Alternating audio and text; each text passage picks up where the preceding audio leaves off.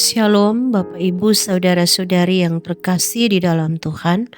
Sepanjang minggu ini kita akan merenungkan lebih jauh tentang apa yang kita dapatkan dalam renungan firman Tuhan pada hari Minggu kemarin dalam topik kebenaran yang membebaskan.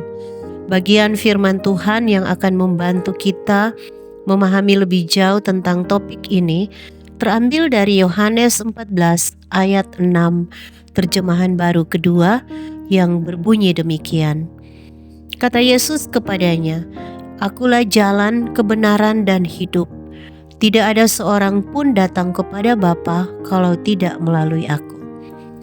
Bapak Ibu saudara-saudari yang terkasih di dalam Tuhan, ketika berbicara tentang kebenaran yang membebaskan, maka kita harus mengetahui bahwa kebenaran tersebut membebaskan kita secara pribadi dari hal-hal yang mengikat kita.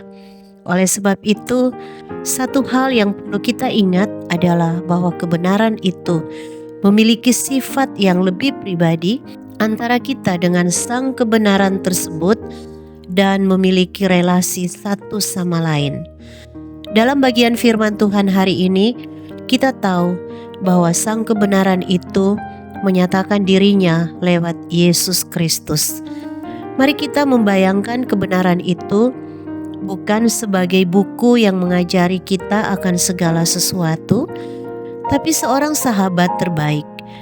Mungkin kita dapat hafal semua buku resep masakan, dan kita tahu fakta bahwa gula itu manis atau api itu panas. Ini adalah pengetahuan yang ada di kepala kita.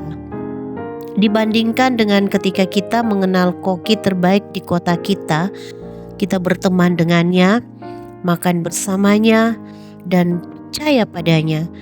Dan jika kita ingin belajar masak, dia menawarkan untuk membimbing kita secara pribadi.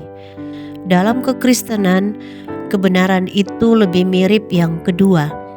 Banyak orang tahu fakta tentang Yesus, seperti lahir di Bethlehem, mati di kayu salib, tetapi mereka tidak mengenalnya. Mengenal sang kebenaran berarti punya hubungan pribadi dengan Yesus layaknya seorang sahabat. Jika kebenaran hanya sekumpulan aturan seperti buku resep tadi, itu bisa terasa berat. Kalau kita gagal, kita merasa terhukum atau bersalah. Tetapi jika kebenaran adalah pribadi atau sahabat yang mengasihi kita saat kita gagal, sahabat ini tidak langsung menghukum, tapi mengampuni dan membantu kita untuk bangkit. Kita bebas dari rasa takut akan hukuman. Saat kita bingung soal hidup, kita tidak hanya mencari jawaban di buku, kita bisa bertanya atau percaya pada sahabat kita yang adalah sang kebenaran itu. Dia memberi arah ke jalan yang benar, sebab dialah jalan dan kebenaran dan hidup itu sendiri. Kita tidak perlu pura-pura jadi orang baik di depannya. Dia mengetahui kita apa adanya dan tetap mengasihi kita, dan hal ini membebaskan kita dari kepura-puraan.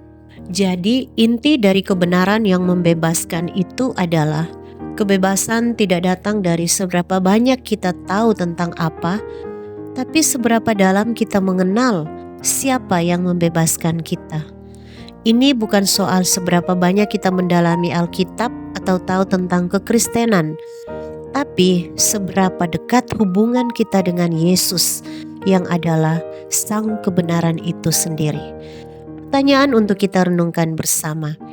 Apakah hubungan kita dengan Tuhan selama ini lebih banyak di kepala saja, menghafal ayat dan mengetahui tentang doktrin, atau lebih banyak di hati, dalam arti dalam menjalani kehidupan kita percaya dan berbagi hidup dengan Yesus, sang kebenaran itu? Mari kita berdoa. Bapa dalam sorga, Engkau telah mengutus sang kebenaran itu dalam kehidupan kami untuk berhubungan dengan kami. Namun seringkali kami merasa puas hanya dengan mengetahui tentang Engkau saja.